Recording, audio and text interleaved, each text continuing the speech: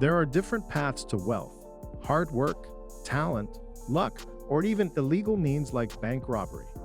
In this video, we'll explore 10 incredibly fortunate discoveries that brought immense wealth to individuals. Don't forget to subscribe for daily doses of intriguing information. Number 10. The Third Imperial Egg. An anonymous man in the Midwest of the US was scraping a modest living by buying metal objects and selling them for scrap for $14,000. He purchased a golden ore decorated with gems, hoping to make a $500 profit when he sold it on. However, he decided to get it professionally appraised first. It turned out this lump of unwanted metal was actually the Third Imperial Egg, one of the 50 original Russian Faberge eggs. Only 42 of them were believed to have survived the Bolshevik Revolution, and this one was thought to have been destroyed. Her man sold it to an art collector for a staggering $33 million. That's a lot more than the $500. He thought he was going to make spare a thought for the guy who sold it to him for $14,000 though. That's got to hurt. The moral of this story is always know what you're dealing with. Number 9.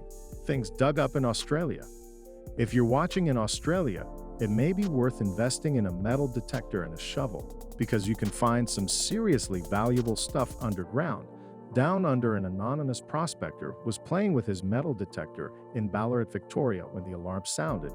He dug through 23 inches of dirt until he saw the unmistakable glint of gold. As he dug, the nugget of gold got bigger and bigger. It turned out that our man had found a giant nugget weighing 12 pounds, with a value of around $300,000. The strange thing is this area had been explored many times before. This record-breaking nugget would have been missed by hundreds of other prospectors. Australia was also home to the Royal One opal. It was found by an Australian miner called Bobby, who, similar to Danny Glover in Lethal Weapon, was one day away from retirement. When he found it under a foot of dirt at the bottom of the same mine where he'd worked for his whole career. Its estimated worth is around $750,000. I'm sure Bobby enjoyed his retirement after that. Number 8. The Wall of Coins. In Willy Wonka's chocolate factory, the walls are made of candy. In this house in Weinberg, Pennsylvania, the walls were made of money. It had been abandoned for 20 years when the children of the couple that had lived there decided to take a friend to go see what was inside. Within minutes of entering the house, they found a small pile of coins on the floor by a wall. As they explored further, they found a hole in the wall, recalling a distant childhood rumor about their parents storing loose change in the wall. They opened up the wall. An unbelievable number of coins flowed out the wall like a waterfall of cash. Once they counted all the coins, it's added up to $8,500. However, because many of the coins were rare collector's items, minted between 1793 and 1857, the real value of their haul was around $200,000. Who needs a bank when you've got a money wall? Number 7. Mo money, mo problems. This is a story of how greed can cause a large fortune to turn into a small fortune pretty quickly. It's also another story of a wall full of money. In 2008, builder Bob Kitts was smashing up a bathroom for his old school friend, Amanda Reese, when he found 2 large medicine chests hidden in a wall. He opened the chests, and to his surprise, they were full of envelopes. Each one had a $50 bill in it. The envelopes were addressed to the P. Dunn News Agency. All in all, there were $182,000 in there. The 2 old friends were initially thrilled, but that's where their trouble began. Reese offered Kitts 10% of the money, but he wanted 40% and sued her. The estate of the P. Dunn News Agency found out about it, and they wanted a piece too. Eventually, a judge split the money between Reese, Kitts, and 21 descendants of Mr. Patrick had Dunn. I bet the 2 friends wished they'd kept their mouths shut now. Number 6. 1974 D. Penny. When he died, a Denver Mint employee left his son, Randy, a small coin collection. Randy kept this handful of coins in a sandwich bag, and after he moved from Denver to San Diego, the bag stayed in his car for over a month. Nearly 20 years later, Randy came across the coin bag again. and decided to show it to a professional appraiser. The expert was impressed by a particular silver penny, and after a bit of research found that this was a 1974 D penny. This penny was made of aluminium and was part of a test batch of only 10 coins. It was thought that all 10 were destroyed after they were found and they wouldn't work in vending machines, but this one still remained. It was valued at $250,000. Unfortunately for Randy, the government got involved, saying the coin was actually their property. After a legal dispute, the rare coin is now displayed in a museum. Now that we're halfway through, let's have a trivia question. Take a look at these photos of equally amazing discoveries. Number 5. Rare paintings. What's in your attic? Mine's full of a load of junk. So it was the attic of Norwegian businessman Christian Nicolai Mustard, or so he thought. In 198, Christian bought what he thought was a painting by Vincent van Gogh. However, art experts at the time told him they'd actually bought a forgery because it was not signed. Incensed, Christian banished the painting to his attic, never to be seen again. When Christian died, his descendants discovered the painting and found out more about it. In 2011, art experts decided that this painting, called Sunset at Major, was the real thing after all, and it was worth around $50 million. While not as famous as Van Gogh, Martin Johnson Heade is renowned in art circles for his flower paintings. In the 1990s, an Indiana man was playing Masterpiece, a board game about art. One of the questions in the game showed a picture of a painting that looked remarkably similar to one that was on his wall, covering a hole. It had been there for years and cost next to nothing. Curious, he contacted some art experts. It turned out this whole cover was a lost painting by Heade and was worth $1.25 million. You can buy a lot of filler with that. Number 4. Action Comics. Number 1. What is it about wolves? So far, we found coins and treasure chests hidden in them. Here's another one. Action Comics number 1 was published in 1938 and is the holy grail for comic book collectors, as it features the debut of Superman. Only around 100 exist, and a top condition copy is worth more than $2 million. David Gonzalez from Minnesota bought an old house for $10,000 with a view of renovating it, selling it, and making a bit of cash. While he was smashing down one of the walls, he came across a dusty old comic hidden in the wall insulation. Of course, it was Action Comics number 1. It wasn't in great condition, and David actually tore the cover during an argument with his wife's aunt. A few days after finding it, David put the comic up for auction, eventually landing $175,000 for it.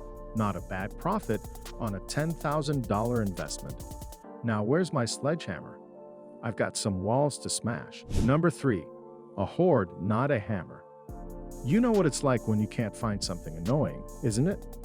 In 1992, when Peter Watling, a farmer in Suffolk, England, lost his hammer, he asked a friend Eric Laws, who had a metal detector, to help him find it. Eric was scanning one of his friend's fields when the detector alarm sounded. It wasn't his hammer, though it was a smaller silver coin. Intrigued, Eric dug some more. He found a gold necklace and enough coins to fill 2 shopping bags. He called the archaeologists, and after that the Hawks and Hoard, as it became known, was a massive deposit of Roman riches valued at around $15 million. They found a chest containing 15 gold bracelets, a silver bust of a woman, and over 1,000 gold coins. Most of the find is now on display. In the British Museum, Eric was rewarded with $2.3 million, which he shared with Peter. I don't know if they ever found the hammer though. Number 2. The Declaration of Independence. A man in Pennsylvania bought a painting at a garage sale for $4. He hated the painting but liked the frame, so removed the picture to put a new one inside. However, under the painting was an old document. This turned out to be a mint condition copy of the Declaration of Independence from 1776. One of only 25 that were made at the time. He sold it for $2.4 million. The same document sold again in 2000 for over $8 million. It's not such a rare story though. Michael Sparks from Nashville purchased a yellow copy of the Declaration from a thrift shop, and because he liked the look of it, He paid $2.48, intrigued by his purchase. He decided to get it looked out by an expert. It's turned out Michael had bought a lost 1820 copy of the Declaration commissioned by John Quincy Adams, one of only 36 existing copies. When he sold it, Michael netted just under $500,000. Before I reveal the most amazing example, I'd like to remind you to subscribe to this channel. We upload amazing fact-filled videos every day, so don't miss out on learning some amazing new information. Also, make sure to hit that bell icon to be part of the notification squad. Number 1. Coke shares. Do you ever go to garage sales? After you hear this story, you might want to go more often. In 2008, California man Tony Moron paid $5 for a box stuffed with random documents. When he sorted through the papers, he found a stock certificate for 1,625 shares in the Palmer Oil Company, issued in 1924.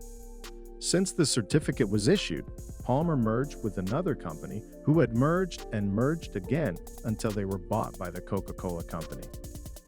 Tony's lawyers told him he now had 1.8 million shares in Coke worth around $130 million. This would make Tony the largest non-institutional shareholder in Coca-Cola.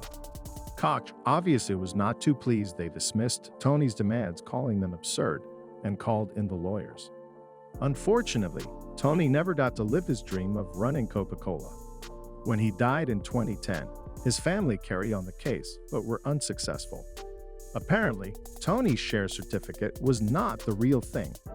Now back to those vibrant orange organs-looking alien stone creatures. What are they and why are they relevant to this video? Well, these are known as pura chilensis, a sort of living rock.